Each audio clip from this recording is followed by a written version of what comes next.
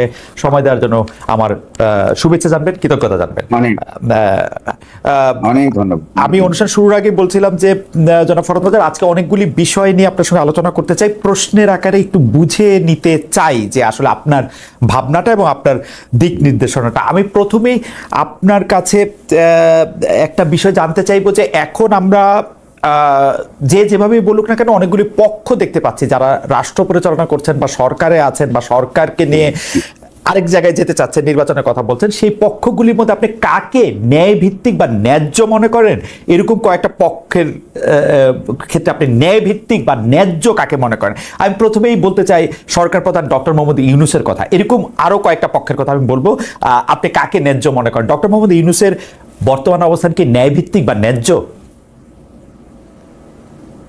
না, প্রথমত হলো যে ডক্টর ইউনূস তো আমাদের একটা সামষ্টিক রাজনৈতিক প্রক্রিয়ার তিনি একটা ফলে তার প্রতি আমাদের অবশ্যই সদয় থাকা দরকার। কারণ এমন নয় যে তিনি এসে ক্ষমতা দখল করেছেন বা আমাদের কাছ থেকে ক্ষমতা নিয়ে গেছেন।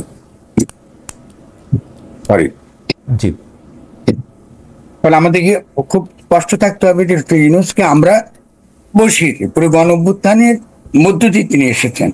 তো ফলে সে অর্থে তার যে আশাটা, এটা তো অবশ্যই লাগবে। উনি গণ-অভ্যুত্থানের মধ্যে থেকে এসেছেন, তিনি কোনো সামরিক অভ্যুত্থান করেননি। কিন্তু তার যদি আমরা অবশ্যই না এই ন্যায্যতাকে যদি আমরা রূপ দিতে চাই, তাহলে বুঝতে হবে যে গণ-অভ্যুত্থানের যে মর্মটা কি, এটা পলিটিক্যাল মানেটা কি এবং এর লিগ্যাল মানেটা কি। এখানে আমাদের সমাজের মধ্যে বিভিন্ন রকম শক্তি আছে এবং তাদের শক্তির মধ্যে অধিকাংশই গণ-অভ্যুত্থান বিরোধী। তারা যেসব অবস্থানটা নিয়েছে, তারা গণ-অভ্যুত্থানেরই একটা বিরোধী অবস্থান নিয়েছে। এটা ডক্টর ইউনূসের জন্য অত্যন্ত কঠিন করে তুলেছে। এইটা হলো আমার প্রথম আপনার উত্তর হবে। ফরহাদ ভাই, আমরা উনাকে তো আসলে সবাই, এটা একদম আপনার সাথে আমরা শতভাগ একমত যে আমরা তো উনাকে আসলে কি বলবো, মানে রাজি করিয়ে, আমি যদি সোজা বাংলা ভাষায় বলি, হাতে পায়ে ধরে এনেই তাকে আসলে এখানে এনেছি। কিন্তু আমি তার অবস্থাটা ন্যায্য বলতে বুঝাচ্ছি 5 আগস্টের পরে 8 আগস্ট উনি এই জায়গায় আসার পরে আজকে 1 বছরের বেশি সময় পার হয়েছে। এখন নির্বাহী আদেশে তিনি মামলা মুক্ত হন, 600 কোটি টাকা চেয়ারে বসার আগে মৌকুফ করে নেন, গ্রামীণ ব্যাংকের 5 বছর মৌকুফ করেন, গ্রামীণ ব্যাংকের সরকারি লাইসেন্স করে ফেলেন, আদব ব্যবসার লাইসেন্স নেন, করেন। সেই সব বিবেচনায় মানে আপনার যে স্কেল, সেই স্কেলে তিনি ন্যায্যতার মানদণ্ডে কতটুকু ন্যায্যতা পান? মানে আমরা তাকে বসাইছি সেটা ঠিক আছে, তার হাতে পায়ে ধরেই বসে গেছে, এইটা জায়গাটা আপনার একটু জানতে চাচ্ছি যে 1 বছরে তাকে উত্তরে দেব।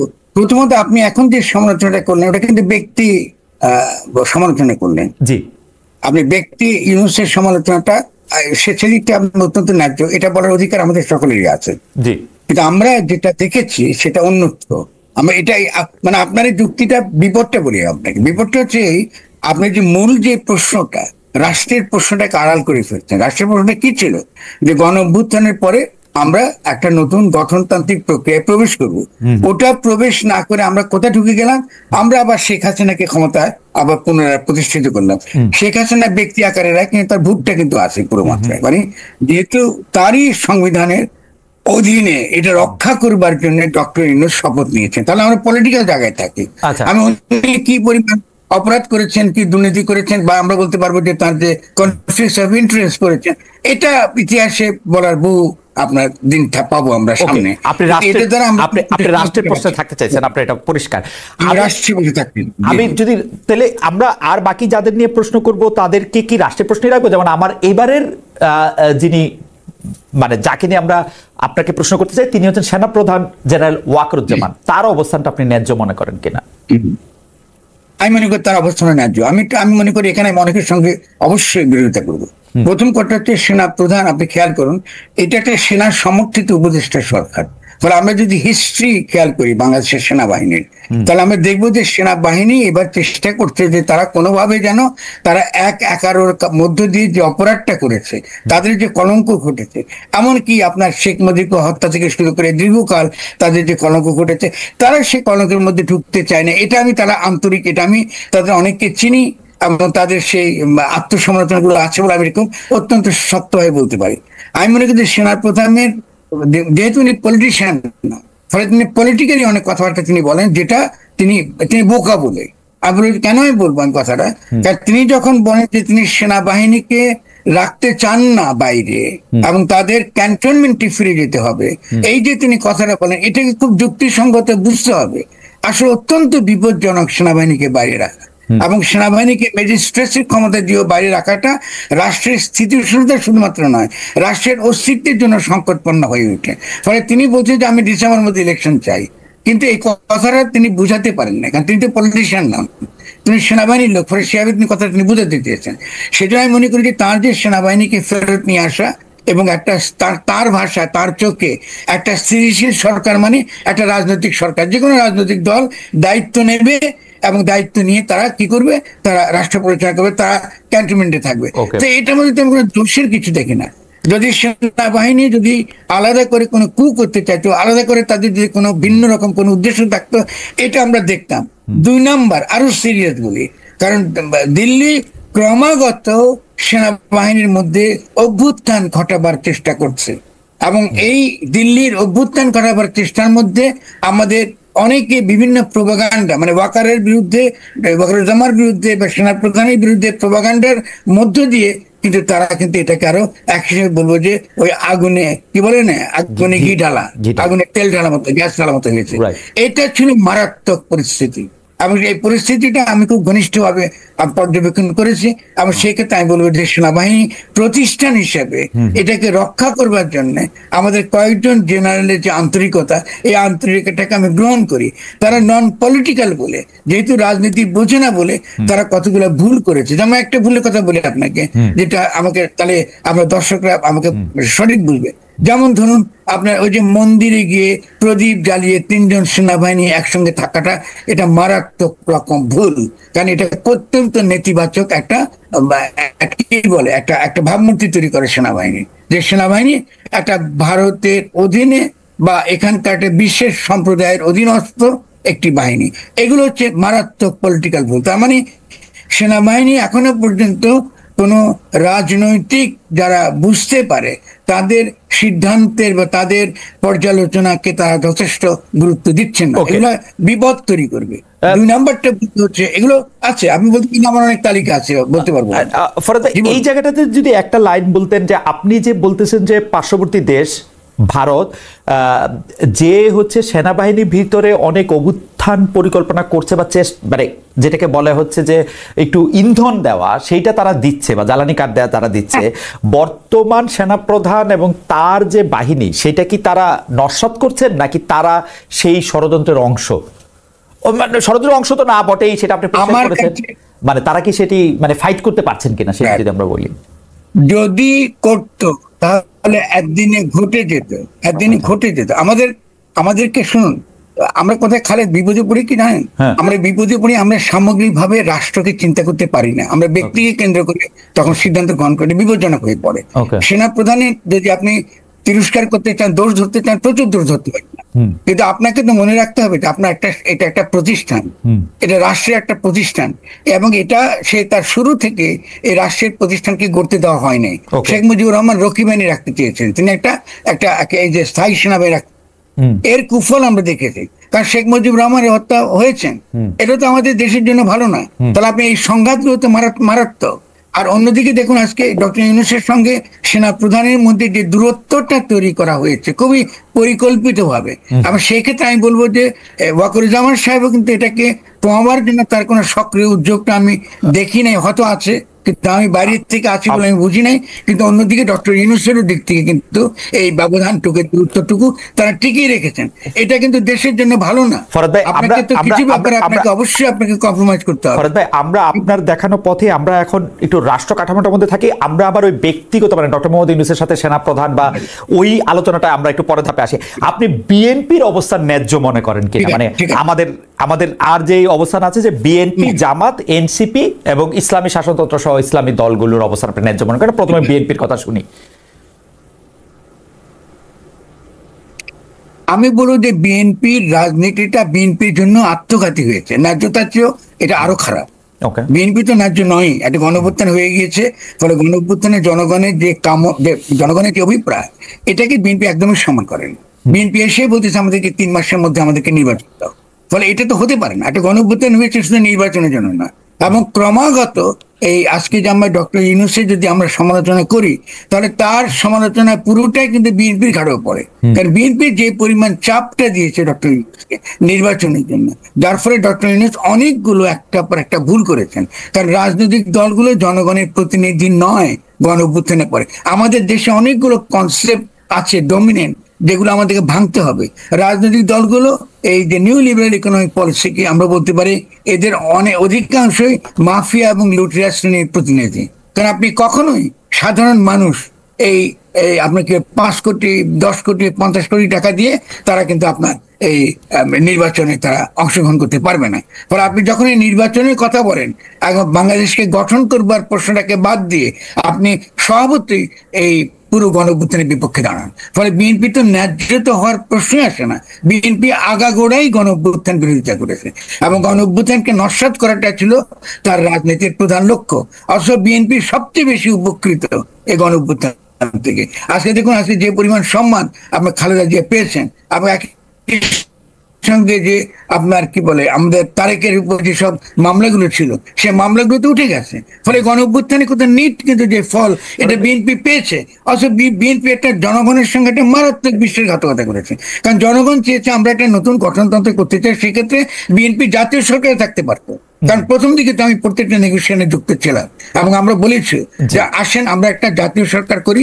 এবং শুধু তাই না, আমরা একটা কি করি, আমরা একটা এক ধরনের গার্ডিয়ান কাউন্সিল করি, মানে আবার রিকনসিলিয়েশন এবং রিকনস্ট্রাকশন কাউন্সিলের মতো, অনেকটা আপনার নেলসন ম্যান্ডেলার মতো। ফলে আপনারা থাকেন ওখানে, এবং মন্ত্রণালয়গুলোকে ছেড়ে দিই, মন্ত্রণালয়গুলো চলুক, এবং ওখানে থেকে আমরা একটা বাংলাদেশের জনগণের জন্য যেটা ভালো একটা গঠনতন্ত্র আমরা করি। যেহেতু 72 সালে আমরা একটা গঠনতন্ত্র প্রণয়ন করতে পারি নাই, কারণ শেখ মুজিবুর রহমান এসে তিনি ওই পাকিস্তানি যারা নির্বাচিত হয়েছিলেন তাদেরকে তিনি। ফরহাদ ভাই একটু যদি মানে ধাপে ধাপে মানে, কারণ অনেক বিষয় হচ্ছে হয়তো আমি ঠিক পুরোপুরি বুঝতে পারতেছি না, সেজন্য একটু একটু জিজ্ঞেস করে যাই যে বিএনপি, আপনি বলেছেন যে বিএনপি গণ অভ্যুত্থানকে নস্যাৎ করতে চেয়েছিল, বা গণ অভ্যুত্থানের সুফলটা আসলে যাতে মানুষের ঘরে না আসে, জনগণ যাতে না পায়, সেই ক্ষেত্রে তারা, কিন্তু এটা কেন করবে বিএনপি? তো আসলে আপনি যেটা বলেছেন সেটা তো ঠিক, এই গণ অভ্যুত্থানের সবচেয়ে বড় বেনিফিশিয়ারি তো তারা, আসলে মানে তাদের চেয়ে বড়, তারা জেলে ছিল, তারা দেশে আসতে পারে নাই, তাদের শীর্ষ নেতারা, তারা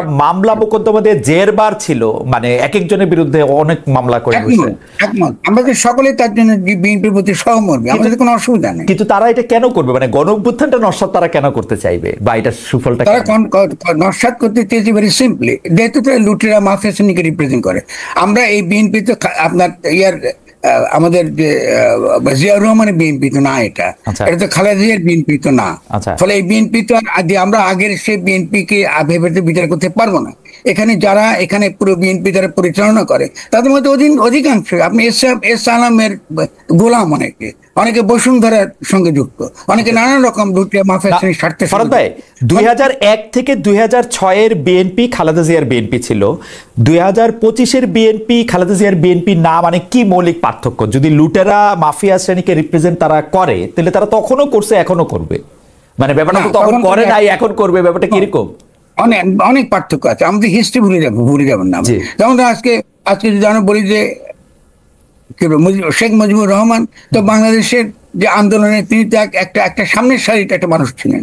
আজকে ধরুন বাংলাদেশের যে আমাদের যে বাংলাদেশের একটা জনগোষ্ঠী হিসেবে তার যে চেতনাগত দিক, এটাকে বিকশিত করার ক্ষেত্রে তার তো একটা অবদান আছে। বাংলা ভাষা এবং সংস্কৃতির প্রশ্নটাকে নিয়ে এসছেন। ফলে এই শেখ মুজিবকে, আর যিনি বাকশাল করেন বা যিনি শপথ ছাড়া প্রেসিডেন্টের পদ গ্রহণ করেন, তাকে তো আপনি এক করে ফেলবেন না, আপনি তো অবশ্যই সমালোচনা করবেন। তেমনি আমি শেষ করি বিএনপির সময় বক্তব্য, সেটা হলো এই যে আপনি জিয়াউর রহমান আমাদের সৈনিক এবং জনগণের বৈপ্লবিক মৈত্রীর ভিত্তিতে তিনি এসেছেন। ফলে এটা হলো সিগনিফিকেন্স, তার পলিটিক্যাল সিগনিফিকেন্স।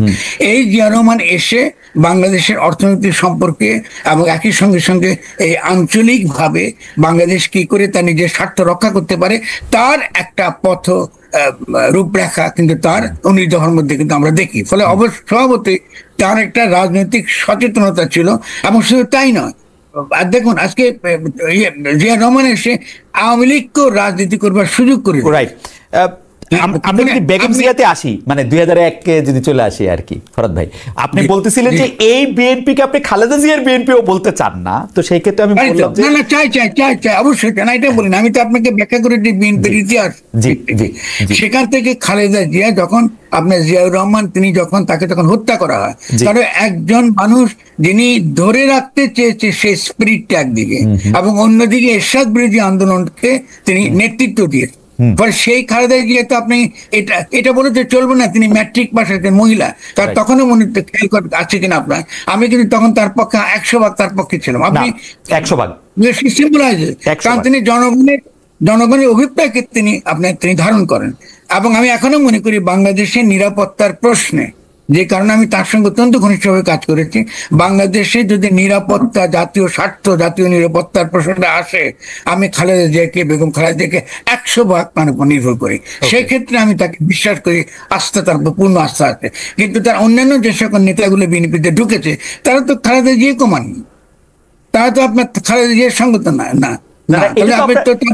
এটা তো আপনার অনুমান, হয়তো বেগম জিয়া উনাদেরকে ইচ্ছা করেই নিছেন, কারণ আপনি বিএনপি পরিচালনা করলে বিএনপি একরকম হইতো, আপনি বিএনপি মহাসচিব হলে বিএনপি একরকম। আমি ব্যাখ্যা দিই, ঠিক আছে, আমি আপনাকে ব্যাখ্যা দিই।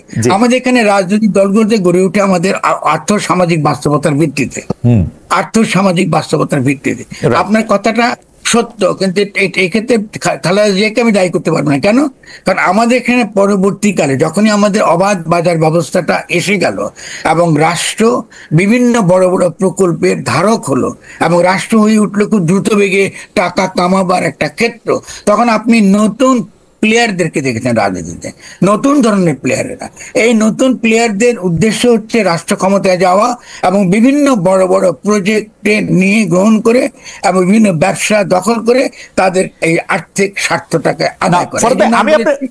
আমার মনে হয় যে আমি এবং আমাদের দর্শকরা আপনার আর্গুমেন্টটা আমরা বুঝতে পারছি, কিন্তু আপনি যে কারণে বিএনপিকে লুটেরা মাফিয়া শ্রেণীর রিপ্রেজেন্টেটিভ বলতেছেন, সেই জিনিসটা তো 1991 সালে বেগম খালেদা জিয়ার হাত ধরে আমরা হইতে দেখছি।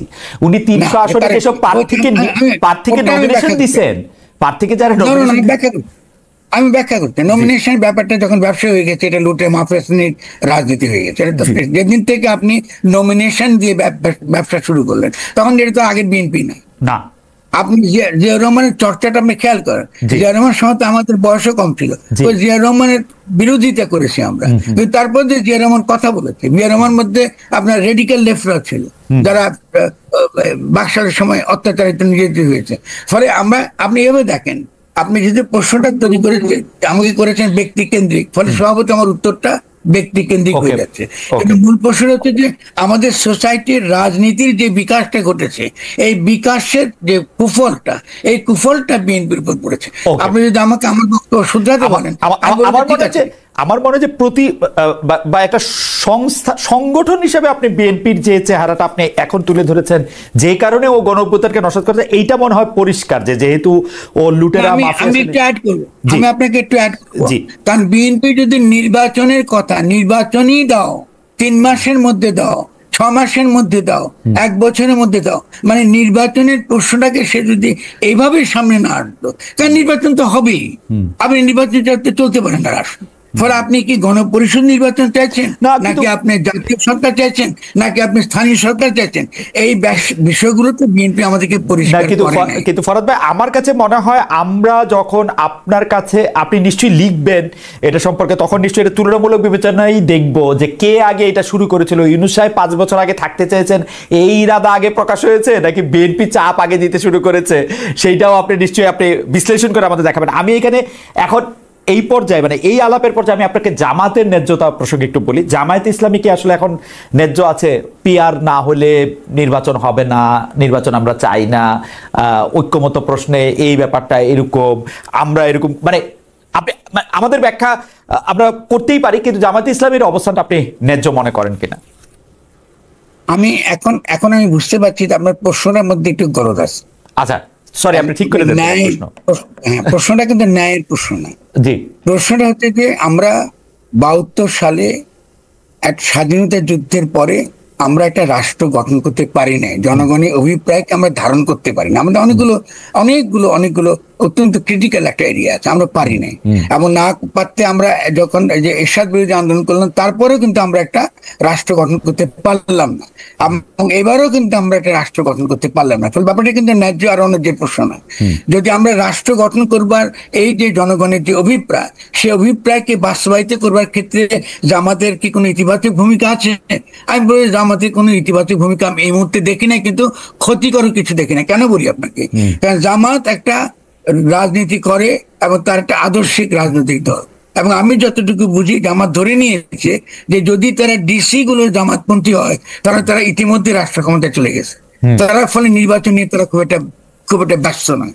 ফলে তারা যে আপনার পিআরটা চায়, যে প্রফেশনাল রিপ্রেজেন্টেশনের ভিত্তিতে যে তারা ক্ষমতার অংশীদারিত্ব চায়, এটা তাদের জায়গার থেকে কিন্তু এটা যুক্তিসঙ্গত। কিন্তু যদি আপনি রাষ্ট্র গঠনের প্রকল্পের দিক থেকে তাকান, তাহলে জামাত তো ইতিবাচক নয়। জামাত তো আমাদেরকে এমন কোন সত্যিকার অর্থে যে আমরা যে নতুন যে রাষ্ট্রটা গঠন করতে চাই সেখানে ইসলামের ভূমিকা কি হবে, বা আমরা কি 71 সালে যখন স্বাধীনতার ঘোষণা দিয়েছিলাম সাম্য, মানবিক মর্যাদা এবং সামাজিক ন্যায় বিচার, এটা তো ইসলামী মূল্যবোধ। তাহলে তো আমরা 71 সালে তো আসলে ইসলামী রাষ্ট্র গঠন করতে চাইছিলাম, আমরা তো ইসলাম থেকে আলাদা কিছু গঠন করতে চাইনি। কিন্তু ইসলামী পন্থীদের মধ্যে এখনো পর্যন্ত ইসলামী রাষ্ট্র নামক একটা অদ্ভুত চিন্তা একটা আছে, যার সঙ্গে ইসলামের কোনো সম্পর্ক নেই। ইসলামী রাষ্ট্র বলে কোনো কনসেপ্টই নেই। ইসলামী সমাজ আছে, রাষ্ট্র নাই। ক্ষমতা আছে, প্রশাসন আছে, কিন্তু রাষ্ট্র নাই। দেখা গেছে জামাত এই ক্ষেত্রে আমাদেরকে কোনো পরিষ্কার করে কোনো আমাদেরকে অবস্থান সে পরিষ্কার করে নাই। 2 নম্বর, ইখওয়ানুলের রাজনীতি গ্লোবালি আন্তর্জাতিকভাবে পরাজিত, এবং আমরা দেখেছি যে এটা কোনো ভবিষ্যৎ নাই। আমরা জামাতের মধ্যে কিন্তু রূপান্তর দেখি নাই। তারা আব্দুল আলাহ মওদুদীর যে অবস্থান, তিনি একটা জাতিবাদী ইসলামপন্থী মানুষ, আমি তাকে সম্মান করি, তাকে নিয়ে যথেষ্ট আলোচনা হতে পারে, কিন্তু আমরা দেখি নাই যে মওদুদীর চিন্তাটা তারা বাংলাদেশে কি করে বাস্তবায়িত করবে। তারা কি এটা রেখেছে না তারা বাতিল করে দিয়েছে? ফলে আমরা যদি রিয়েলি ইসলামকে বাংলাদেশে ইন্টিগ্রেট করতে চাই আমাদের মূল্যবোধের মধ্যে, আমাদের রাষ্ট্র গঠনের মধ্যে, আমাদের সংস্কৃতির মধ্যে, তাহলে জামাতের প্রথম কাজ হবে জামাত ইসলামীর নামটা বাদ দেওয়া। জামাত ইসলামীর নামটা রাখা মানে এই দেশের 17 কোটি মানুষকে অপমান করা। কারণ আমরা 71 মুক্তিযুদ্ধ করেছি, কিন্তু যারা এই মুক্তিযুদ্ধকে গ্রহণ করে নাই তার মধ্যে এই নামটা ছিল আমাদের বুকের মধ্যে বিধে আছে। এটা তো মনে হয় যে এর চেয়ে পরিষ্কার করে বলা সম্ভব না। জি জি জি, আপনার এটা খুবই সেন্সিটিভ ইস্যু এবং গুরুত্বপূর্ণ বুঝতে পারেন, কারণ আপনি এই কথাটা বলা গুরুত্বপূর্ণ। কারণ জামাত থাকলে আবারও আওয়ামী লীগ ফিরে আসবে, আবারও বাকশালী ফ্যাসিবাদ ফিরে আসবে, আবারও শেখ হাসিনার ফ্যাসিজম ফিরে আসবে। কারণ জামাত থাকা মানে হলো অবশ্যই বাংলা ভাষা এবং সংস্কৃতির লড়াইটা প্রধান মুখ্য রাজনৈতিক বিষয় উঠবে। ফলে জামাতকে আমি বারবার বলি আপনাদের এই নাম বদলাতে হবে। আর দ্বিতীয়ত হলো জামাত তো আপনার যখন এই গণপ্রতিনিধিত্ব অধ্যাদেশে যখন তারা নিজেদেরকে যখন তারা নিবন্ধিত করেছে, সেখানেও তারা ইসলাম কায়েম করার কথা তো বলে নাই, তারা তো গণতন্ত্র দিয়ে। তো আপনি কেন প্রচারণা করছেন?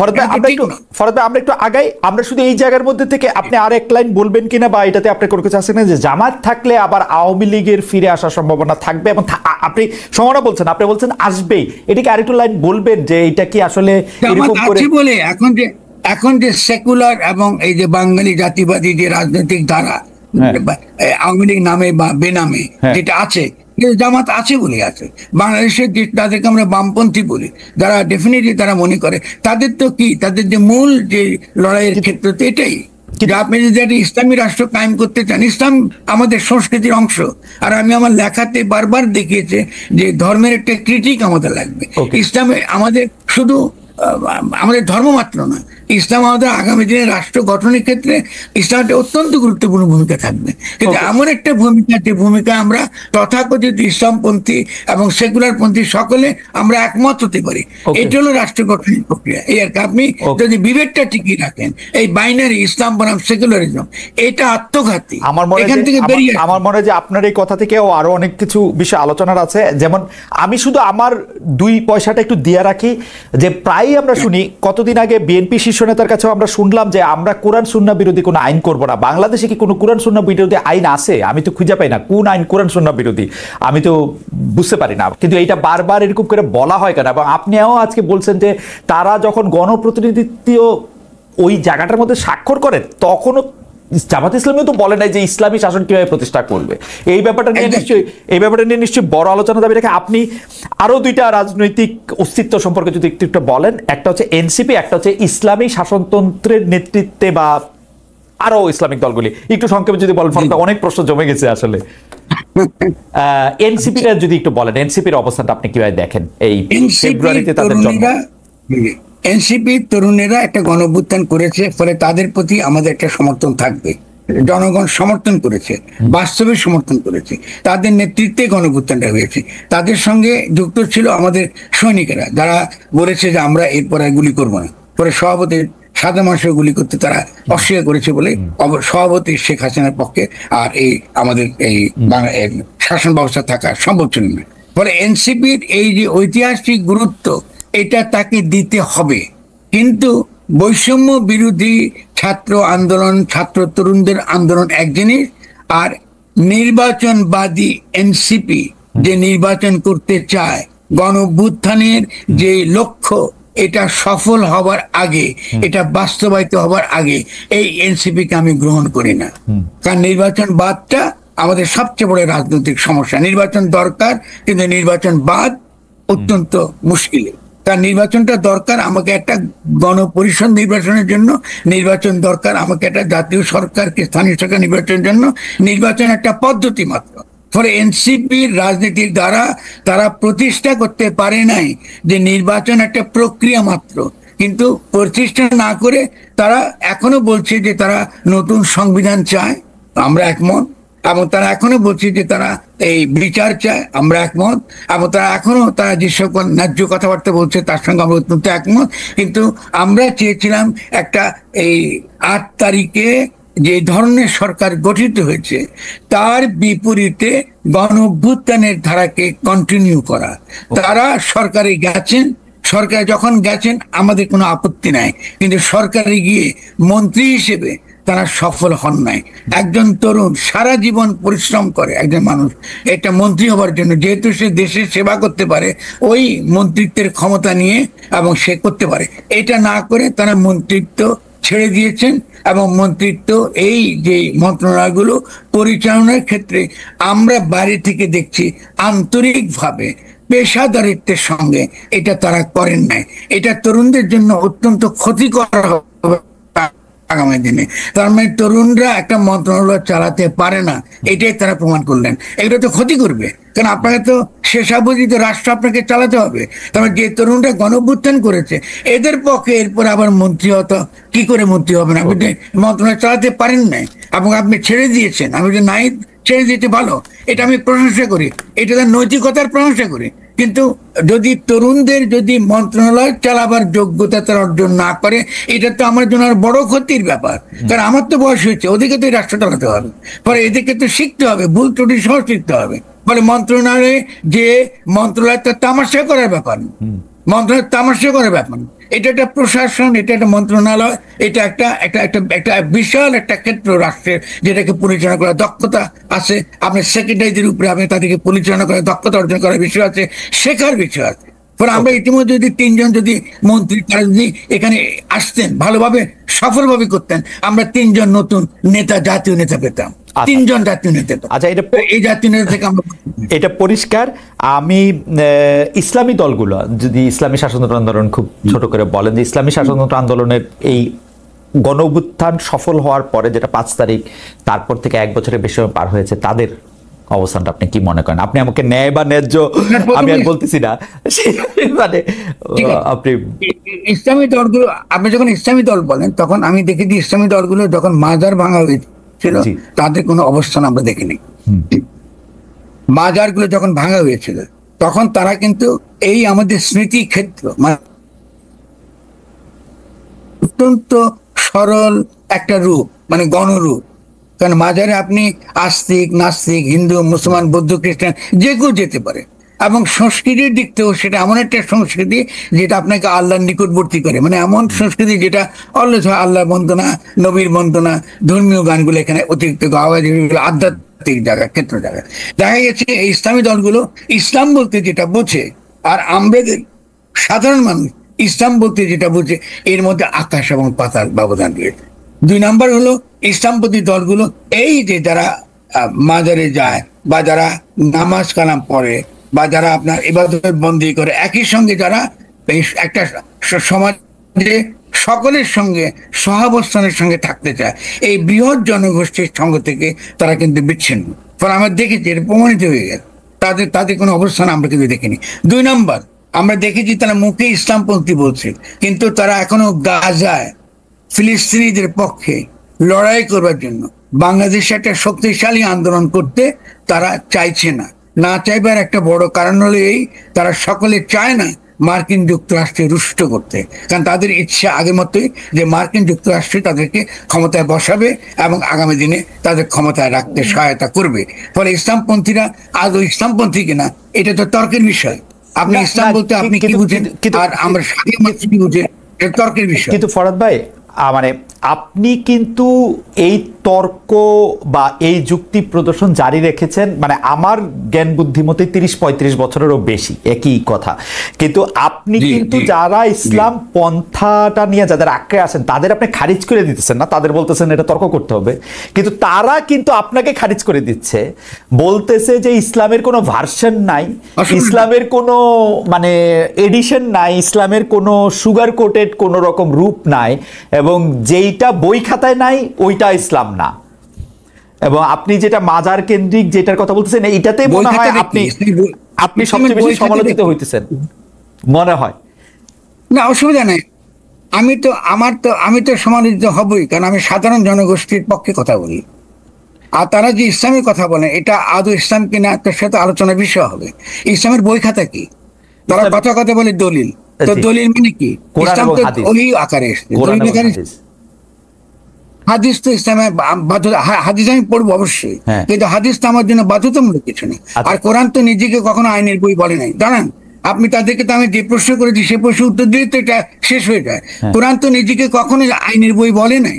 কোরআন বলছে হুদাল্লিল মুত্তাকিন, যারা সত্যিকার অর্থে আত্মসমর্পণকারী তাদের জন্য পরামর্শের বই কোরআন। তো তারা কোথায় আইন খুঁজেন কোরআনের মধ্যে? কোরআন তো এটা বলে নাই। আর শুধুমাত্র তাই না, ইসলাম আরো অনেক মহৎ। ইসলাম তো উচ্চ স্তরের ধর্ম। এই ধর্মটা কি দাবি করে? যে মানুষ মাত্রই আল্লাহ খলিফা, তাকে প্রতিনিধি আকারে দুনিয়া পাঠানো হয়েছে। তার মানে হচ্ছে তাকে আমি প্রজ্ঞা দিয়ে, বুদ্ধি দিয়ে, জ্ঞান দিয়ে পাঠিয়েছি দুনিয়ায়। আপনি যখন মায়ের পেট থেকে আসেন, আপনি কি বগলে কোরআন নিয়ে আসেন, নাকি প্রজ্ঞা নিয়ে আসেন, বুদ্ধি নিয়ে আসেন? এগুলো নিয়ে আপনি আসেন। আল্লাহ তো দিয়েছে আপনাকে সমস্ত কিছু। এই প্রজ্ঞা, বুদ্ধি, জ্ঞান নিয়ে তো আপনি কোরআন পড়বেন। তো আপনি যখন কোরআনকে আপনি ব্যবহার করেন মানুষের প্রজ্ঞা, বুদ্ধি, তার যে প্রেম, ভালোবাসা, এইসবের বিপরীতে, এটা কি ইসলাম? আমি আপনার সাথে থিওলজিক্যাল তর্কে যাব না, কিন্তু আমি যদি আপনাকে বলি, আমার প্রশ্নটা যদি আমি শুধু বলি যে ব্যাপারটা হচ্ছে এরকম, যদি আপনি মানে আমাদের যারা এটা বলেন তারা বলেন যে প্রফেট হযরত মুহাম্মদ সাল্লাল্লাহু আলাইহি ওয়াসাল্লাম যখন মারা যান তখন তাকে প্রশ্ন করা হইলে বা তিনি অন্য প্রসঙ্গে নানাভাবে এটা বলতে চেষ্টা করছেন যে তোমাদের জন্য আমি এই গাইডলাইনটা আল্লাহ তোমাদেরকে আমার মাধ্যমে তোমাদেরকে দিয়ে গেছে, this is the complete guideline. বলুন, আপনি বলেন না কি বলেছে, কি দিয়েছে আল্লাহ আমাদেরকে? এই যে গাইডলাইন, তুমি এটা কমপ্লিট এটা ফলো করতে পারো। আমি কেন বলতেছি, আমি কিন্তু আপনার কথা মানে আমি বুঝতে পারতেছি, কিন্তু ঘটনা হচ্ছে এক একজন যদি তার নিজস্ব প্রজ্ঞা দিয়া এক একভাবে এটা ব্যাখ্যা করতে পারে, তাহলে তো আর আমরা এক ময়দানে দাঁড়াতে পারবো না। ফরদ আমরা মিলবো কি শর্তে? না অবশ্যই দাঁড়াতে পারবো। তাহলে ওয়েস্টার্ন সিভিলাইজেশন কি করে টিকে আছে? ঠিক আছে, এই লুথারান চার্চ, এই ক্যাথলিক, মানে ওরা যদি ধর্মের মধ্যে আপনি 100 বিভেদ। না এটা তো আপনি একদম আমাকে উত্তর দিতে দেবেন। জি, আমি উত্তর দিবেটা হচ্ছে যে প্রথমত হলো যে 100 জনের তো তাদের ব্যক্তিগত ইচ্ছা অনিচ্ছা দ্বারা ঠিক হবে না। আপনার মধ্যে যে বুদ্ধি আছে, যে প্রজ্ঞা আছে, যে তর্কের যে আপনার যে ক্ষমতা আছে, এর দ্বারাই তো সামষ্টিক অভিপ্রায়টা তৈরি হয়। আপনি যে সামষ্টিক অভিপ্রায় তো তর্ক ছাড়া তো হবে না, সামষ্টিক আলোচনা ছাড়া তো হবে না। গণতন্ত্র মানেই তো আলোচনা। তো আপনি এটাকে কেন অস্বীকার করছেন? আপনি আপনি নিজেও এখানে দীর্ঘ সময় কাটাইছেন, এখানে তো 137টা ক্যাথলিক চার্চ, 137 এই লুথারেন, এই সেই, এবং তারা কিন্তু পরস্পরকে খুব ভালোবাসে, ব্যাপারটা এরকমও না। খুব ভালো না, কিন্তু তারা তো একটা রাষ্ট্র গঠনের ক্ষেত্রে তাদের তো একটা ঐক্যমত্য আছে। তাহলে আধুনিক রাষ্ট্র কোথায় গড়ে উঠলো? আধুনিক রাষ্ট্রতে গড়ে উঠছে খ্রিস্টানিটি থেকে। আধুনিক রাষ্ট্র যে খ্রিস্টান থিওলজিক্যাল স্টেট, এখানে সার্বভৌমত্বের ধারণা তো আধুনিক রাষ্ট্রের যে সার্বভৌমত্বের ধারণা ওটা তো খ্রিস্টানের থেকে এসছে। ইসলামের তো রাষ্ট্রের সার্বভৌমত্বের কোনো ধারণাই নাই। তাহলে ওনারা কি রাজনীতি করতেছে? আপনি যদি রিয়েলি তারা ইসলামপন্থী হতেন তাহলে কি করে রাষ্ট্র সার্বভৌম এটা তারা কি করে এটা তারা মানেন? আর তারা যে আল্লাহ সার্বভৌম বলেন তারা তো রাষ্ট্রবিরোধী। তো তারা তো একটা অলরেডি একটা কন্ট্রাডিক্টরি পজিশনে গিয়ে রাজনীতি করছেন, এটা তো হবে না। আপনি যে জন্য ইসলাম হলো সবচেয়ে সবচেয়ে অগ্রসর একটা রাজনৈতিক ধর্ম, তার সত্যিকারের সঠিক রাজনৈতিক দিশা দেওয়ার জন্য ইসলাম আপনাকে যথেষ্ট পরিমাণ তার যে থিওলজিক্যাল প্রপোজিশন বলেন, ফিলোসফিক্যাল প্রপোজিশন বলেন, ইসলামের মধ্যে নিহিত রয়েছে, নবীর জীবনে নিহিত রয়েছে। নবী কি হীরা গুহায় বসে বসে সারা জীবন বন্দী করে কাটেছেন নাকি? তিনি কি যুদ্ধ করেন না? তিনি কি আপনার রাষ্ট্র প্রশাসন পরিচালনা করেন না? তার বিবিরা কি তার মসজিদের কোনা ছিল না? আপনি মেয়েদেরকে মসজিদ থেকে বের করে দিচ্ছেন, মেয়েদের সম্পর্কে যেসব কথাবার্তা বলছেন, এটা কি নবীর চরিত্রের সঙ্গে যায়? আপনি ইসলামের সঙ্গে যায় এগুলো? এগুলো আপনি আরব ট্রাইবাল কতগুলো রিলিজিয়ানকে আপনি নিয়ে আসে বলতেছেন এগুলো ইসলাম। এটা কি? এটা কিসের ইসলাম? আপনি তো এটা হবে না। ইসলাম তো পরকালের জন্য আসে নাই। আপনি যখন মোনাজাত করেন তখনই তো আপনি বলেন কি রব্বানা আতিনা ফিদ দুনিয়া হাসানা, আপনি দুনিয়াকে একদম ভালো করেন। যারা ইহলোক বিরোধী, যারা ইহলৌকিকতা বিরোধী, তারা কখনোই নবীর উম্মত হতে পারে না। কারণ নবী ইহলৌকিক ধর্ম এনেছেন দুনিয়াতে খ্রিস্টানিটির বিপরীতে। এইখানে ইসলামের সঙ্গে খ্রিস্টানিটির বিরোধ, এইখানে ইসলামের সঙ্গে জুদাইজমের বিরোধ। আপনি যদি পরকাল নিয়ে আসেন, পরকালটা এনেছে খ্রিস্টানিটি, যে আপনি লর্ড যিশুর যে জগৎ, সে জগতে প্রবেশ না করলে আপনি মুক্তি পাবেন না। ইসলামে তো এগুলো নাই। আপনি এসব বাজে চিন্তা আমাদের সমাজে ছড়াচ্ছেন, অথচ আমাদের এখানে ইসলাম যারা প্রচার করেছেন তারা তো এগুলো কখনো বলে নাই। আপনারা আনেছেন কেন? পেট্রো ডলার এগুলো এসেছে পেট্রো ডলারের দ্বারা, পেট্রো ডলারের দ্বারা। আপনি সৌদি রাজতন্ত্রের পক্ষে, আপনি বিভিন্ন রাজতন্ত্রের পক্ষে আপনি রাজনীতি করতে চান। আপনি তো ইসলাম নিয়ে রাজনীতি করতে চাইছেন না।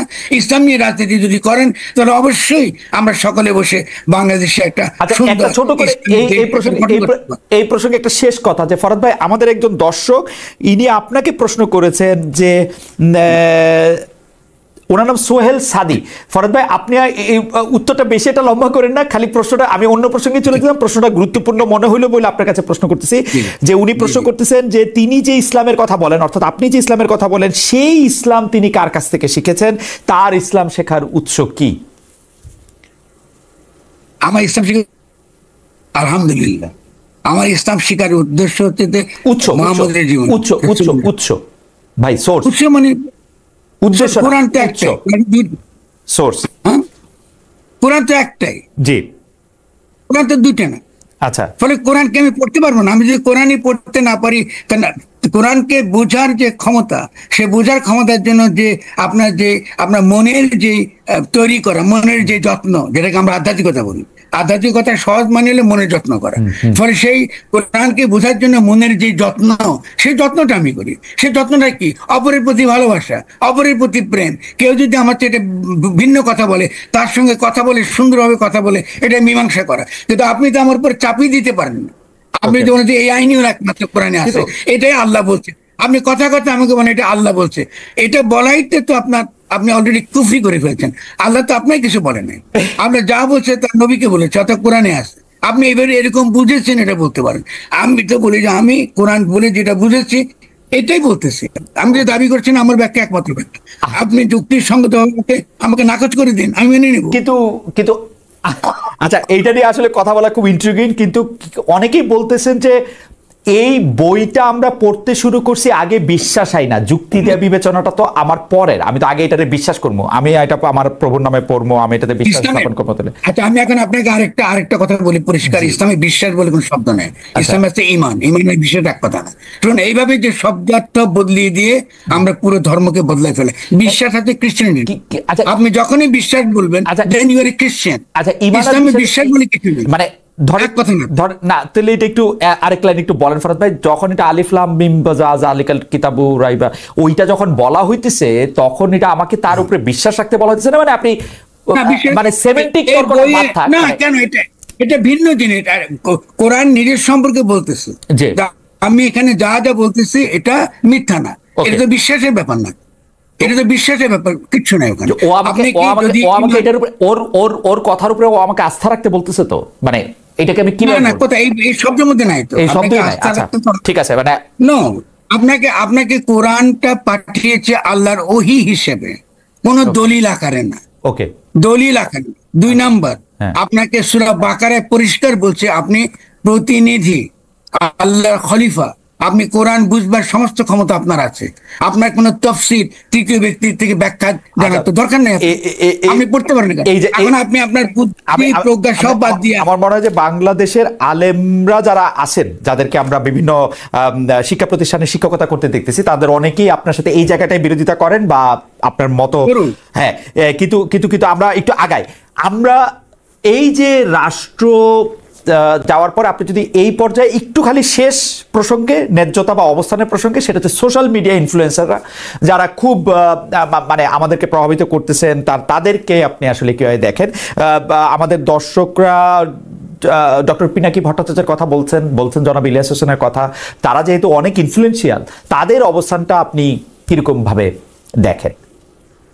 তারা 3জনই আমার অত্যন্ত ঘনিষ্ঠ বন্ধু। ডক্টর কনক স্যার আছেন, জি, তার কথা মনে হয় আপনি বলতেছেন। কনক স্যার তো আছেন বটে, কনক স্যার আর বলুন, ইলিয়াস বলুন, কি পিনাকি, এরা অত্যন্ত বন্ধু, এবং আমি তাদের অবদান, আমি মনে করি তাদের অবদান ছাড়া এই গণঅভ্যুত্থান হতো না, অসম্ভব ছিল। তবে সেটা হচ্ছে যে আমাদের পার্থক্যটা, যেহেতু তারা, আমরা একসঙ্গে থাকি না, একসঙ্গে আলোচনা করতে পারলে এটা আরো সুন্দর করে বেরিয়ে আসতো, যাতে আমরা আমাদের যার যার অভিজ্ঞতা, অবস্থানের জায়গা থেকে অনেক বিষয়ে আমরা কথা বলেছি, হয়তো আমাদের তথ্যের বুঝতে পারছি যে তার যে উষ্মা, তার যে সমালোচনা, যুক্তিটা আমি বুঝতে পারি, কিন্তু আমি বৃহত্তর একটা পটভূমিতে আমি মনে করি যে আমরা ব্যক্তিকে হেয় করে মন্তব্য করার পক্ষে না। এটা রাজনীতির দিক থেকে এটা আমাদের খুব ফলপ্রসূ হয় না। এটা আমি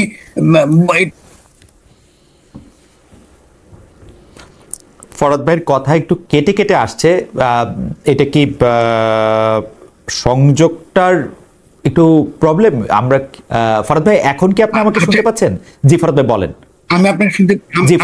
জি ফরহাদ ভাই বলেন, একটু ফ্রিজ হয়ে গেছিল। আচ্ছা, তাহলে আমি বলছি যে যখনই তারা পিনাকি যখন একটা অবস্থান নিচ্ছেন, তার যে বিশেষ ভাষা ব্যবহারের পদ্ধতি, আমি পিনাকি খুব সুন্দরভাবে বলে যে আমি তো এটা ভদ্রলোকদের জন্য লিখিনি, আমি সব সাপোর্ট করি।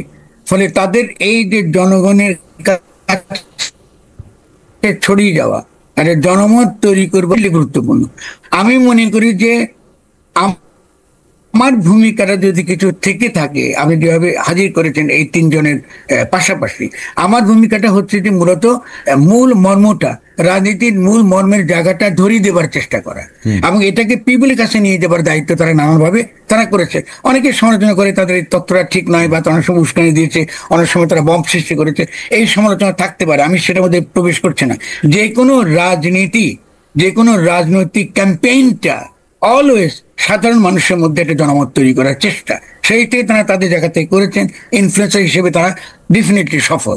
আমি বলি যে এখন আমাদের কাজটা হচ্ছে যে আমরা একটা কম্প্রিহেন্সিভ একটা বাংলাদেশকে গঠন করবার জন্য একটা কম্প্রিহেন্সিভ, আমি পুরনো ভাষা ব্যবহার করছি, রণনীতি এবং রণকৌশল আমরা তৈরি করতে পারি কিনা, যাতে পিনাকি বলুন, কি ইলিয়াস বলুন, কি আমাদের কনক সারার বলুন, এবং আমরা এখানে যারা আছি, আমরা মিলিয়ে একটা রণনীতি এবং রণকৌশল, একটা নীতি, আমরা কি চাই, আমরা নতুন রাষ্ট্র গঠন করতে চাই, সেই রাষ্ট্রের রূপটা কেমন হবে, সেটা একটা আলোচনার ব্যাপার আছে। তারপরে আসবে কৌশলের প্রশ্ন, এটা আমরা কি করে বাস্তবায়িত। আমি এই জায়গায় যদি এইটা আমার দ্বিতীয় প্রসঙ্গ। আপনি মোটামুটি ভাবে সরকার প্রধান, সেনা প্রধান, বিএনপি, জামাত, এনসিপি, ইসলামী দলগুলো, আমাদের সোশ্যাল মিডিয়া ইনফ্লুয়েন্সারদের মধ্যে যেই 3জনের কথা আপনি আলাদা আলাদা করে বললেন, তাদের সবার সম্পর্কে আপনি আপনার মতামত মন্তব্য দিয়েছেন, দর্শকরাও আপনাকে শুনেছেন। আমি এইবার আপনার কাছে এই বিষয়টা একটু বুঝতে চাই যে আপনি প্রথম থেকেই, যে মানে 8 তারিখ থেকে আপনি বলছেন যে একটি প্রতি বিপ্লব, যেটাকে আপনি সাংবিধানিক প্রতি বিপ্লব বলছেন, সেটি হয়েছে। আপনি সরকার বদলের কথা আপনি আগেও বলেছেন, সরকার হয়তো আমেরিকানরাই বদলায় দিবে, রাষ্ট্রের ব্যাপারটা নিয়ে আপনি কথা বলেছেন। কিন্তু আমার একদম স্পেসিফিক প্রশ্ন, আপনি যদি রাষ্ট্রের বদল করতে চান, সেই ক্ষেত্রে আপনি দায়িত্বটা কাকে দিবেন, কি উপায়ে দিবেন? ধরা যাক আপনি যদি ডক্টর মোহাম্মদ ইউনূসকেই বলতেন যে তুমি রাষ্ট্রের বদলটা সম্পন্ন করো, যেটা আপনি বিএনপির চাপের কথা বলতেছিলেন, সেইটা আপনি মানে কিভাবে পিক করতেন যে এটা ডক্টর মোহাম্মদ ইউনূস, এটা ফরহাদ মজন না, এইটা আলী রিয়াজ না, এটা ডক্টর মোহাম্মদ ইউনূস, এই পিক সিলেক্টটা আপনি কিভাবে করতেন, মানে এইটা কিভাবে সম্ভবত, এটা যদি আমাদের একটু বলেন, যে আমরা যদি আপনার তর্কের প্রেমিসটা পুরো ধরেও নেই যে হ্যাঁ আমাদের রাষ্ট্রের এই জিনিসগুলি তো বদলাইতেই হবে, না বদলায় আমরা সরকার বদলায় আমাদের ফায়দাটা কি আসলে, আপনি এটা আসলে কিভাবে তাদেরকে চিহ্নিত করবেন? মানে আমাদের তো কোনো সাদা ঘোড়া পাঠানোর উপায় নাই। প্রথমত হলো যে এই বিষয়টা কিন্তু আমি অনেকবার বলেছি, আবারও বলি, একটু আরেকবার বলছি। সেটা হলো আমি বারবারই বলেছি ডক্টর ইউনূসকে পূর্ণ ক্ষমতা সম্পন্ন অন্তর্বর্তীকালীন সরকারের প্রধান হিসেবে আমাদেরকে ঘোষণা করতে হবে, এটার প্রথম কাজ। ওকে, কারণ তিনি কিন্তু পূর্ণ ক্ষমতা সম্পন্ন নন, তিনি উপদেষ্টা। কার উপদেষ্টা? তিনি চুপ্পুর উপদেষ্টা। চুপ্পু কার প্রেসিডেন্ট? শেখ হাসিনার প্রেসিডেন্ট, এবং তিনি বাংলাদেশের বিদ্যমান সংবিধানের অধীনে। ফলে আমরা কি করেছি, আমরা একটা ঘোড়ায় চড়তে চাইছি যে ঘোড়ার 4 পা কাটা, এই ঘোড়া দৌড়াতে পারেনি। তো একই দিয়ে তো আমার কোনো লাভ হচ্ছে না। ফলে ডক্টর ইউনূসের দোষ আকার আমি দেখবো না, কারণ আমাদের যে অজ্ঞতা, রাষ্ট্র সম্পর্কে আমাদের যে মারাত্মক রকম চিন্তার অভাব, আমাদের বুদ্ধিবৃত্তিক পশ্চাৎপদতা, এই জন্য আমরা 5 তারিখে জনগণের হাতে একটা গাঠনিক ক্ষমতা আসা সত্ত্বেও জনগণ সেই গাঠনিক ক্ষমতাকে তারা ব্যবহার করতে পারলো না। তারা শেষ পর্যন্ত আবারও শেখ হাসিনা রাষ্ট্রটাকে তারা রেখে দিল। ফলে প্রথম কাজটা হচ্ছে ডক্টর ইউনূসকে পূর্ণ ক্ষমতা, এখন আমি মনে করি ডক্টর ইউনূসকে ফরহাদ ভাই, আমরা কিভাবে আপনি এটা করবেন সেইটা আমরা আলোচনা আসবো। আপনি কিভাবে তাকে সিলেক্ট করবেন এই আলোচনাটা যদি আমাকে আগে বলতেন। কারণ হ্যাঁ, কিভাবে সিলেক্ট করবেন, মানে ডক্টর ইউনূসকে কিভাবে সিলেক্ট করবেন, মানে পূর্ণ ক্ষমতা দিবেন, অর্ধেক ক্ষমতা দিবেন, সেটা আপনি পরে দিয়েন। সিলেকশন প্রক্রিয়াটা আপনি আমাকে একটু আগে বলেন। প্রক্রিয়াতে তখন এটা তো হিস্টোরিক্যালি ঘটেছে খালেদ, এটাকে তো আন্ডু করার তো কোনো উপায় নেই। ওকে, আর যদি আমরা আন্ডু করতে চাই তাহলে আমরা আলোচনা করতে পারি, সমস্যা নেই আমাদের, কিন্তু আমরা যেভাবেই করি না কেন, ফরহাদ ভাই একটু ধাপে ধাপে বোঝার জন্য, আমরা একটা গণ অভ্যুত্থান দেখলাম, গণ অভ্যুত্থানের পরে আমরা একটা সরকারকে পালায় যেতে দেখলাম, সরকার এখন নাই, আমাদের এখন একটা সরকার লাগবে। এখন আমি যে ডক্টর ইউনূসকে আনলাম, আমি তো দেখলাম যে আমাদের যে বর্তমান সেনাপ্রধান আছে, একজন উপদেষ্টাই বললেন তিনি চান নাই, তিনি মনে করছেন যে ডক্টর ইউনূস তো 30% লোকের কাছে অন্তত বিতর্কিত, আমরা কেন মাত্র 70% লোকরে সারা মানুষের লোক হিসেবে আনবো। তো এই সিলেকশন প্রক্রিয়াটা আমি কেমনে করতাম? কারণ আমার কাছে কি মনে হয় ফরহাদ ভাই, আপনার এগুলি বইলা যেতে হবে, কারণ হচ্ছে যে এরকম পরিস্থিতি আমরা ভবিষ্যতেও সামনে আসতে পারে আর কি। আমি চাই যে ব্যাপারটা এরকম না, আসতে পারে। আমি সিলেকশন প্রসেসটা জানতে চাইতেছি আজকে 50 বছর পরে, 20 বছর পরে। না ঠিক আছে, প্রথমত তো ডক্টর ইউনূসের সিলেকশন পদ্ধতি একটা হিস্টোরিক্যালি ঘটেছে। ডক্টর ইউনূস তো সেভাবে তো আমরা তাকে করি নাই। গণ অভ্যুত্থানটা এরকমই হয়। এখন গণ অভ্যুত্থানের সেখানে যদি নাহিদও যদি তার নিজেকে বলতো আমি রাষ্ট্রের ক্ষমতা গ্রহণ করলাম, এটা গ্রহণযোগ্য হতো, কারণ পলিটিক্যালি গণ অভ্যুত্থানের পরে আইন নাই, এবং সে আইন রাইট এক্স্যাক্টলি। সামরিক অভ্যুত্থানে যখন কি বলে, যদি সেনা প্রধান এসে যদি বলে সংবিধান স্থগিত এবং আজ থেকে আমাদের ফরমানের উপর দেশ চলবে, তো গণ অভ্যুত্থান চলতে পারবে না কেন? অবশ্যই পারবে। কিন্তু হিস্টোরিক্যালি ঘটনা ঘটে, রাইট, হিস্টোরিক্যালি ডক্টর ইউনূসের নির্বাচন পদ্ধতিটা ছাত্রদের দ্বারাই হয়েছে যতদূর আমি জানি। অন্য কোনো ভুল যদি তথ্য থাকতে পারে, ছাত্ররা কেন করেছে তাদের আমরা এটাকে মন্দ বলতে পারি না, এটাকে আবার ভালো বলতে পারছে না। কারণটা হলো যে মন্দ কেন বলতে পারছে না, কারণ আন্তর্জাতিক ভূরাজনৈতিক যে সকল সমস্যাগুলো ছিল তাকে যদি আমরা মোকাবেলা করতে চাই, তাহলে ডক্টর ইউনূসের নির্বাচনটা সঠিক। ওকে, এইটা আমি মাইনে নিলাম। 2 নাম্বার হলো আচ্ছা 2 নাম্বার আমি শেষ করে একটা করি, ইম্পর্টেন্ট, বাকিগুলো ইম্পর্টেন্ট। 2 নাম্বার হলো আমরা অনেকেই বুঝতে পারি নাই যে ডক্টর ইউনূস এটা তিনি আসবার পরে তিনি একটা সেনার সমর্থিত উপদেষ্টা সরকার মেনে নেবেন, কারণ তাকে আমরা অনেক বড় সম্মান দিয়ে নিয়েছিলাম, এটা তিনি মেনে নিয়েছেন। এটা আমরা তো অ্যান্টিসিপেট করতে পারি নাই, কারণ তা তো উচিত ছিল আমি সেনার সমর্থিত বসে চাই নাই, আমি একটা অন্তর্বর্তীকালীন সরকার চাই। আমি যে অন্তর্বর্তীকালীন সরকার একটা নতুন গঠনতান্ত্রিক প্রক্রিয়া শুরু করবে, এবং তার কিভাবে করতে হবে তার ফর্মুলা আমি বারবারই প্রথম দিন থেকে দিয়ে এসেছি, যে তিনি এসে বলবেন যে আমরা আজকে থেকে এই অন্তর্বর্তীকালীন সরকার ক্ষমতা গ্রহণ করেছে এবং বিদ্যমান যা আইন আছে সে আইন অনুসারে রাষ্ট্র চলবে, শুধুমাত্র যে সকল আইন আন্তর্জাতিক আইনের সঙ্গে সাংঘর্ষিক এগুলো বাতিল হয়ে যাবে, এবং আমাদের প্রথম এবং প্রধান কাজ হচ্ছে একটা নতুন গঠনতন্ত্র উপহার দেওয়া। এটা হবে তার প্রথম ঘোষণা। এবং এটা করে নিয়ে এসে তিনি বিভিন্ন রাজনৈতিক দলের সঙ্গে কথা বলবেন এবং তাদেরকেও আপনার ওই যে রিকনসিলিয়েশন এবং রিকনসিলিয়েশন কাউন্সিল গঠন করে তাদেরকে ক্ষমতা অন্তর্ভুক্ত করে নেবে। তো এই কাজগুলো বলার সত্ত্বেও আমরা পারি নাই। এখন না পারার কারণটা হচ্ছে যে হয়তো আমাদের রাজনৈতিক শক্তি, দলীয় শক্তিটা দুর্বল ছিল, বুঝি ওকে, কিন্তু আমরা তো একটা অভিজ্ঞতা যদি এখন গেছি, এখন তো আমরা চিন্তা করতে পারি যে আমাদের নির্বাচন আমাদের সমস্যার কোনো সমাধান করবে না, এবং এটাকে বিএনপিকে বুঝতে হবে। বিএনপিকে আমি সমালোচনা করি এই কারণে যে আমরা চাই বিএনপির মধ্যে হুঁশ আসুক এবং আমরা একটা গণপরিষদে একটা নতুন গঠনতন্ত্র প্রণয়নের প্রক্রিয়া আমাদেরকে যেতেই হবে। যদি আমরা এটাকে বাধা দিই এবং এটাকে আমরা এড়িয়ে যাই, বাংলাদেশ একটা মারাত্মক রকম বিরোধ, দ্বন্দ্ব এবং হয়তোবা গৃহযুদ্ধের মধ্যে ঢুকবে। কারণ জনগণের যে প্রত্যাশা, তার যে চাওয়া পাওয়া, এটা আমরা মেটাতে পারবো না। এবং বিচারের কথা ছাত্ররা যেটা বলছে, দেখা যাবে যে বিচার করা অসম্ভব, কারণ শেখ হাসিনার আইনের অধীনেই তো আপনি বিচার করতে চাইছেন। আপনি খেয়াল করেন কি সমস্যাটা করছেন। আপনি যেই আইনে, আপনি যে কোর্টে, যে আদালতে বিচার করছেন, সে আদালত সম্পর্কে আন্তর্জাতিক সমালোচনা আছে।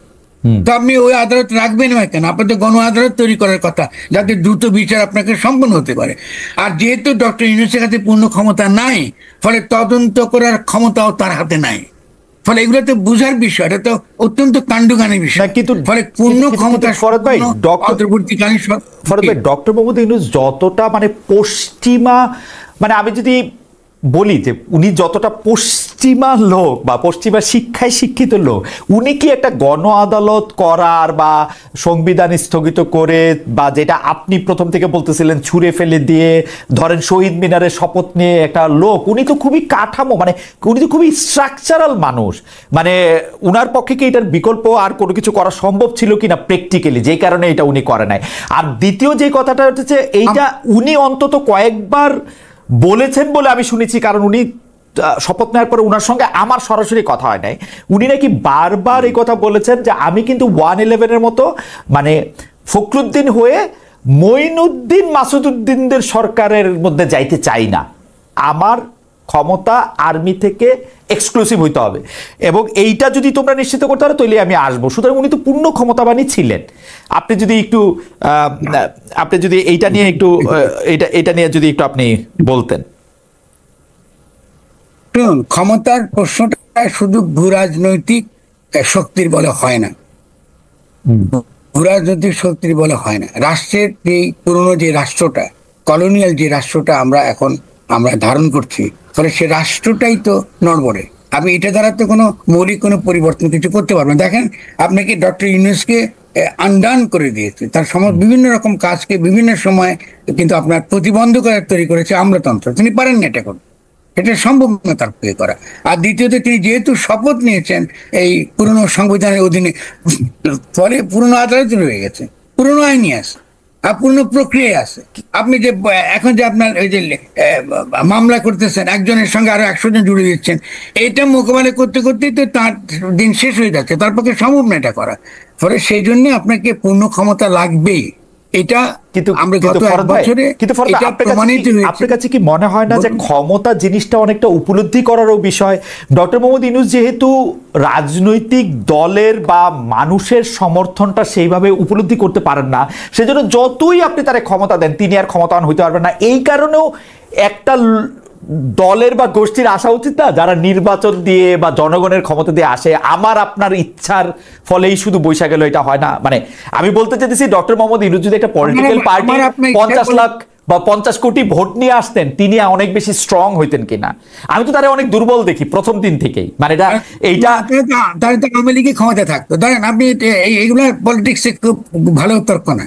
জি, তাই তো আওয়ামী লীগে তো ক্ষমতায় থাকতো। আওয়ামী লীগ তো মানুষের ম্যান্ডেট নিয়ে আসে নাই ভাই, গত 15 বছর নাই আওয়ামী লীগের ম্যান্ডেট জনগণের। ম্যান্ডেট শব্দটা এটা বিতর্কিত, এটা অস্পষ্ট। আচ্ছা, জনগণের ভোটই তো নাই, জনগণের ভোট তো নাই আওয়ামী লীগের জন্য গত 10 বছর। এটা আওয়ামী লীগ সবচেয়ে ভালো জানে, সবচেয়ে ভালো জানে আওয়ামী লীগ। আমি বলি, আমরা পলিটিক্যাল আলোচনা করলে আমাদের কিছু ক্যাটাগরি সাবধানে ব্যবহার করতে হবে। ভোট কিন্তু সঙ্গে অভিপ্রায় কোনো সম্পর্ক নেই। ওকে, জনগণের অভিপ্রায় শব্দটা কিন্তু বলা হয় অভিপ্রায়, বারবার কিন্তু আমি বলছি অভিপ্রায়টা, এই অভিপ্রায়টা কিন্তু এটাকে সামষ্টিক অভিপ্রায় রূপ দিতে হবে, আমি বললে হবে না। এটা আমার অভিপ্রায় না বা খালেদের অভিপ্রায় না। আমরা যে তর্ক বিতর্ক করছি এটা কিন্তু রাষ্ট্র গঠন প্রক্রিয়ার অংশ, এটা মনে রাখেন। আপনি কিন্তু ইতিমধ্যেই কিন্তু কন্ট্রিবিউট করছেন ওটা, কারণ আমি যে কথা বলছি এটা জনগণ শুনবে। আপনি যতগুলো এই শো করেন জনগণ শুনছে, এর মধ্যে দিয়ে কিন্তু তার একটা ইচ্ছা, একটা অভিপ্রায় কিন্তু গড়ে উঠছে। ফলে গণতন্ত্র সম্পর্কে তার যে ধারণা, সে ধারণাটা বদলাতে হবে। গণতন্ত্র মানে নির্বাচন না, আর নির্বাচনে একমাত্র বৈধ সরকার প্রতিষ্ঠিত করে না, গণ অভ্যুত্থানে বৈধ সরকার নির্বাচিত করে। মানে ডক্টর ইউনূস নির্বাচিত সরকার, এটাও কিন্তু ভুল ধারণা যে তিনি যেহেতু ভোট করেন না তাই তিনি অনির্বাচিত। এগুলো আমাদের সমাজে এগুলো তো প্রবলভাবে হাজির রয়েছে, যে কারণে ডক্টর ইউনূস অনেক কাজ করতে পারেন নাই। কারণ আমাদের ধারণা যে যেহেতু তিনি নির্বাচিত নন, অতএব তিনি বুঝি আপনার এই দীর্ঘকাল তিনি শাসনে বা রাষ্ট্র গঠন প্রক্রিয়ার ভূমিকা রাখতে পারবেন না। এটা ভুল চিন্তাগুলা, পলিটিক্স এগুলো নাই এগুলা। ফলে আমাদের কিছু বেসিক কনসেপ্টটা পরিষ্কার করতে হবে যে আমাদের অবশ্যই ভোট লাগবে। ভোট মানে হলো নির্বাচন। আমি যদি আজকে গণপরিষদ নির্বাচন করতে চাই তাহলে ভোটেই গণপরিষদ নির্বাচন করব। আর গণপরিষদের ভূমিকাটা কি? গণপরিষদের ভূমিকাটা হচ্ছে এই যে জনগণের সামষ্টিক অভিপ্রায়কে রূপ দেওয়া, জনগণের সামষ্টিক, কারণ বিভিন্ন সমাজ থেকে বিভিন্ন প্রতিনিধি হিসেবে তারা গণপরিষদে আসবেন কি জন্য? একটা গঠনতন্ত্র প্রণয়ন করবে, সেখানে তারা তর্ক বিতর্ক করবে, তার মধ্যে দিয়ে একটা সামষ্টিক, এটা শেষ করে একটু, তার মধ্যে দিয়ে একটা সামষ্টিক অভিপ্রায়টা গড়ে উঠবে, ওটাই হবে গঠনতন্ত্র। তাহলে এই প্রক্রিয়াকে তো আমরা এড়াই গিয়ে তো সরকার নির্বাচনের কথা বলা মানে কি জনগণের বিরুদ্ধে দাঁড়ান, আর তো কোনো আর কি হতে পারে? ফরহাদ ভাই, জনগণের কেন আপনি এটা করতে পারবেন না? ফরহাদ ভাই, আমি এই যে মানে আজকে এই শোটা করি বলেই, বা আমার যেহেতু কমেন্টের জায়গাটা উন্মুক্ত থাকে, লোকজন আমাদেরকে ভোট দিয়েও জানায় যে কোন পক্ষে তারা কি মনে করছে, কমেন্ট করে দেখে আমি আসলে অনেক বেশি কনফিউজ হই। আপনার একই কথার সূত্র ধরে আমার এখানে যারা মতামত দিচ্ছেন তারা বলতেছেন, একই কথার সূত্র ধরে আপনি বুঝতেছেন যে ধর্ম নিয়ে আপনি যে কথা বলছেন সেই কথা সূত্র ধরে কেউ বলতেছেন যে আপনি ঠিক বলছেন, এই সংখ্যা অবশ্য কম, অধিকাংশই বলতেছেন আমাকে দোষী করতেছেন কারণ আমি যথেষ্ট পড়ালেখা জানার লোক না যে আপনাকে ঠিকমতো প্রশ্ন করতে পারি, কেন একজন আলেমকে আনা হয় নাই যিনি আপনাকে আসলে এই বিষয়গুলি বলতে পারবেন সেরকম। আবার পাশাপাশি এই মতামত আছে যে আমি ইচ্ছা করে এরকম একটা বিতর্ক উস্কে দিচ্ছি যাতে একটা বিতর্ক সৃষ্টি হয়। সুতরাং মানে জনগণের অভিপ্রায় বোঝা তো ফরহাদ ভাই, আমি আমার মানে আমি একই জায়গা থেকে আমি 4 রকমের অভিপ্রায় পাই আসলে। মানে উত্তর দিচ্ছে যারা আপনাকে মন্তব্য করে তাদেরকে উত্তর দিচ্ছে। আপনি 47 সালে আমরা পাকিস্তান পেয়েছি, তাহলে আপনার 47 থেকে আরম্ভ করে আমরা কয়দিন পরে আবার 72 সালে বাংলাদেশ কেন চাইলাম? ফলে অভিপ্রায় তো পরিবর্তন হয়, বিবর্তিত হয়, ইতিহাস তো it's a part of the history, 1 number. 2 number, ইসলামে আলেম বলে কোরআন হাদিসে যারা পড়াশোনা করে এদেরকে আলেম বলে না, আলেম মানে জ্ঞানী ব্যক্তি। ফলে আপনি জ্ঞানী ব্যক্তির ধারণাটা আপনি যে অনইসলামিক একটা ধারণা প্রয়োগ করবেন, এটা তো হবে না। 3 নাম্বার হলো যারা আলেম ব্যক্তি, আমি যে ভুল বলছি এটা তারা ব্যাখ্যা করে বলুক, আমাকে যে আপনার এখানে বক্তব্য দিতে হবে এমন তো কোনো কথা নাই। আমি তো দেখি নাই যে তারা কেউ আমার সঙ্গে তর্ক করতে এসছে। আমি যখন মক্কা বিজয়ের কথা বলেছি, আমি যখন হেফাজতের পক্ষে দাঁড়িয়েছি, আমি যখন সঠিক অবস্থান নিয়েছি, তখন তো আমার বিরুদ্ধে তারা করতে পারেনি। আমি এখনো মনে করি তারা যে তথাকথিত তাদের যে কোরআনের ব্যাখ্যা, এটা তাদের ব্যাখ্যা, তাদের তাফসীর, এবং এই তাফসির গুলো একটা ট্রাইবাল সমাজের তাফসির, এবং এই তাফসির গুলো ফান্ডেড, অধিকাংশ ক্ষেত্রে ফান্ডেড বা সৌদি আরবিয়ার মতন রাজতান্ত্রিক, এটা ইম্পর্টেন্ট। আপনি আমার একটু বলেন, আমি কিন্তু দেখছি যে এটা কিন্তু আজকে না, মানে ইন্ডিপেন্ডেন্ট টেলিভিশনের থেকেও আপনার বহু সময় এরকম শুনছি আপনাকে নিয়ে টকশো করা যাবে না, যেদিন শুনছি সেদিনই আপনাকে আমি জোর করে হলেও টকশোতে নিয়ে আসছি যে আপনার সাথে কথা বলা যাবে না কেন, এটা এসে আমাদের বইলা যান কেন এইটা। তো সেই ক্ষেত্রে আপনি যখন ওদের পক্ষে অবস্থান নিয়েছেন, এমনকি কোনো টেলিভিশন বলছে আপনাকে নিলে সবাই বয়কট করবে, আপনার মনে আছে, হয়তো মনে থাকবে, তখনও আমরা আসলে আপনার সাথে কথা বলছি, কিন্তু তর্কটা না ঠিক আছে। কিন্তু ফরহাদ ভাই, আমার কথা হইলো মানুষের অভিপ্রায় বোঝার আসলে কি কোনো তরিকা আছে? মানে এটা আমি কেমনে বুঝবো? আমি তো বুঝাই না। একই কথা, এই যে আমি আপনাকে যে কথা বলতেছি সেই একই কথার 5 রকম অনুবাদ হইতেছে। আমি যদি কাউরে পাই জানতে যে ভাই আমাকে একটু বলেন তো আপনি এটা কেমনে বুঝলেন, তখন উনি আমাকে রাশোমন এফেক্টের কথা বলেন, উনি আমাকে আকিরা কুরোসাওয়া শেখান। আমি মানে কিন্তু অভিপ্রায় আমি কেমনে বুঝবো, এইটা আপনি যদি একটু বলেন। এই যে আপনি তর্ক করছি, জনগণ শুনতেছে, তার মধ্যে নিশ্চয়ই যারা আমার সম্পর্কে ধারণা আছে, ধারণা বদলাবে। আমি তো এডুকেশন ছাড়া, জনগণকে সচেতন করা ছাড়া তো আমরা সহজ কোনো পথ নাই। দেখুন, পলিটিক্সে তো সহজ পথ নাই। রাষ্ট্র এমন একটা জিনিস যেটা আপনাকে অবশ্যই একটা পর্যায়ে জনগণের অভিপ্রায়ের উপর দাঁড়াতে হবে। যেমন ধরুন, আজকে যে জনগণের অভিপ্রায় যে ছিল, তো শেখ মুজিবের পেছনে তো ছিল, আপনি বাঙালি জাতিবাদের পক্ষে তো ছিল, সে অভিপ্রায় কি বদলায় নাই? সে অভিপ্রায় কি আমরা বদলাইনি? আলোচনা করে তখন সে অভিপ্রায় ঘটনার প্রেক্ষিতে, সময়ের পরিপ্রেক্ষিতে তাপ এবং চাপ তো আসলে লোহাকেও গলা দিতে পারে, সেটা তো অন্য কথা। কিন্তু সেটা হলো একই মুহূর্তে আপনার কথা তিনভাবে অনুবাদ হচ্ছে, সেইটা আমি বলতে চাইতেছি যে আমি টেলি কেমনে অভিপ্রায় বুঝবো। লোকজন কি আপনাকে, আপনি যেটা বলতেছেন 8 আগস্ট থেকে আপনি সাংবিধানিক প্রতিবিপ্লবের কথা বলতেছেন, আপনি এই গঠনতন্ত্রের পরিবর্তন, মানে আপনি নামটাই এখন আর রাখতে চান না, সংবিধান গঠনতন্ত্র আপনি বলতে চান, রাইটলি বলেন হয়তো, কিন্তু এইটা কি বোঝা যাচ্ছে কিনা? আমরা একটু আগাই ফরহাদ ভাই, আমাদের এমনি সময় শেষ, আপনার অনুমতি নিয়ে আমরা একটু আরেকটু বেশি সময় থাকি আমরা একটু। আচ্ছা, সেই ক্ষেত্রে হলো যে আমি এইটার মধ্যে করতে চাই যে মার্কিন যুক্তরাষ্ট্রের সঙ্গে একটা সফল টেরিফ নেগোসিয়েশন বাংলাদেশ করছে। তবে মার্কিন যুক্তরাষ্ট্রকে আপনি আসলে একটা বক্তৃতা আপনার আমি শুনতে চাইতেছিলাম যে আপনি মার্কিন যুক্তরাষ্ট্রকে একটা দেশই আপনি বলতে চান না, এটাকে আপনি একটা ইসরায়েল, একটা রাষ্ট্র, এইটার একটা প্রতিচ্ছবি এরকম একটা আপনি বলতেছিলেন। তো সেইখানে আমরা এটা জানতে চাইছিলাম যে তোমরা আসলে কি দিলা বা কেমনে নেগোসিয়েশনটা করলা কেমনে, নাকি এর যে ক্রেডিট তোমারে আমরা দিব এতে আমাদের কি হইলো? সেই ক্ষেত্রে আমরা শুনলাম যে এখানে একটা নন ডিসক্লোজার এগ্রিমেন্ট আছে। আমরা জানলাম যে একজন উপদেষ্টা বললো যে না এটা আমরা জানতে চাই, সেই উপদেষ্টাকে আবার ভুল বললো হচ্ছে সরকারের মুখপাত্র বলে আমরা যাকে চিনি আমাদের শফিক ভাই। এইটাকে আপনি আসলে কি হয় দেখেন, আপনাদের যদি সংক্ষেপে বলেন, আমাদের আরো কয়েকটা বিষয় আছে আসলে। না, আমি প্রথমত আপনার ধরুন আমি বলবো যে আপনার যে উপদেশটাই বলেছেন, তিনি একটা কথা খুব পরিষ্কার বলেছেন, তিনি নাগরিক হিসেবে বলেছেন। তিনি যে একটা পার্থক্যটা রেখেছেন যে সরকার হিসেবে বলা আর নাগরিক হিসেবে আমি অস্বস্তি বোধ করি, এটা খুবই পরিষ্কার ছিল সেই জায়গাতে। তো এটা একটুখানি দুঃখজনক যে আমি শফিকভাই যদি এটা মনোযোগ দিয়ে খেয়াল করতেন, তাহলে তিনি ওই যেভাবে তিনি বলেছেন উনি ভুল বলেছেন এই শব্দটা তিনি ব্যবহার করতেন না, কেন উনি প্রাজ্ঞ সাংবাদিক, তার উচিত ছিল যে এটা সরকার বিরোধী অবস্থান হয়েছে না, যে ভুল বলেছেন তিনি ভুল কিছু বলেননি। কথা ঠিক আছে, এটা আমরা বলতে পারি না ডিপ্লোম্যাটিক্যালি, যেহেতু সরকারে আমরা আছি, পরে সরকারের সঙ্গে আমরা মার্কিন যুক্তরাষ্ট্রের সঙ্গে আমরা একটা নেগোসিয়েট করছি, ফলে এটা তো হতেই পারে। তিনি বলতে পারেন যে এটা উপদেষ্টার ব্যক্তিগত মত হতে পারে। তো আমি এটা হচ্ছে আমি বলবো তো এগুলো তুচ্ছ জিনিস, এগুলো গুরুত্বপূর্ণ ইস্যু না। গুরুত্বপূর্ণ ইস্যু হচ্ছে যে আমরা যে ট্যারিফ যে কমাবার জন্য যেটা করেছি আসলে তো কমাই নেই, কেন আমরা তো জানি না যে ট্যারিফের কমাবার বিপরীতে আমরা কি পরিমাণ পাল্টা অর্থ আমরা ওই বোয়িং কেনার নামে আমরা মার্কিন যুক্তরাষ্ট্র থেকে দিচ্ছি। এটা খুব ইম্পর্টেন্ট। 2 নম্বরটা হচ্ছে যে আমরা কি সারা জীবন এই যে দর্জির দোকানকে কি বলে ইন্ডাস্ট্রি বলে চালাবো, আর কতদিন চালাবো? আমাদের যে গার্মেন্ট ইন্ডাস্ট্রিগুলো, এটাই তো মূল যেটা মার্কিন যুক্তরাষ্ট্রে যায়। আমাদের তো আরো তো ডাইভার্সিফিকেশন লাগবে, ইকোনমিক ডাইভার্সিফিকেশন লাগবে। আমার ফলে আমরা একটা সেখান থেকে আমরা কাপড় কিনি বাইরে থেকে, মেশিন কিনি বাইরে থেকে, আমরা খালি কি সস্তা শ্রমটা অ্যাড করি। এই সস্তা শ্রমের অর্থনীতিকে রক্ষা করার জন্য আমাদেরকে এই ট্যারিফের জন্য আমরা আবার বই কিনতে যাবো কেন, বা কি কিনতে তা তো আমরা জানি না। আমরা এটা আর কি মূল্য দিচ্ছি, ফলে এটা গ্রহণযোগ্য হতে পারে না।